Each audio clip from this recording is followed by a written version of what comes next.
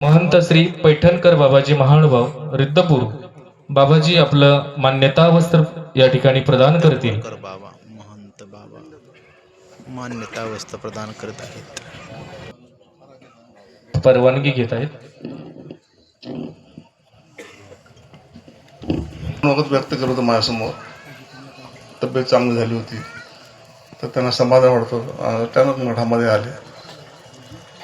आल्यानंतर काही गोष्टी त्यांनी उक्त केल्या, कारण का माझी ती महंतीची अफवा चालू होती, महंती मला महंती करायची।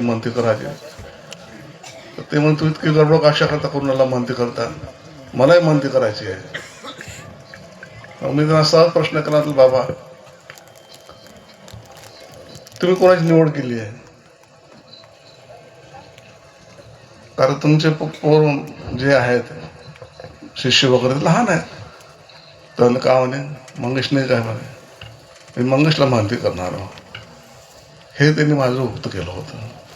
आता हा विषय इथला नाही, आता महंती झालीच आहे। आता विषय एवढाच आहे का आज या ठिकाणी माझ्या शिष्यापैकी काही आले, रामचंद्र इथं परमपूज्य शाळकडे बोलवलं होतं, पण ते काही कारणामुळे येऊ शकले नाही।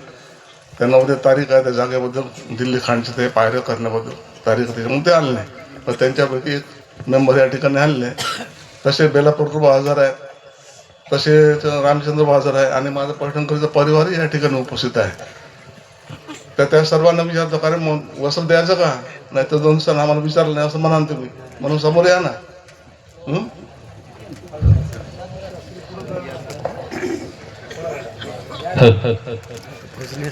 संपूर्ण पैठणकर परिवाराच्या संमतीने आदरणीय श्रद्धेय प्रातस्मरणीय उपाध्य अमनाय आचार्य महंत नूतन यक्षदेव महंत यांना मान्यता वस्त्र प्रदान करत आहेत।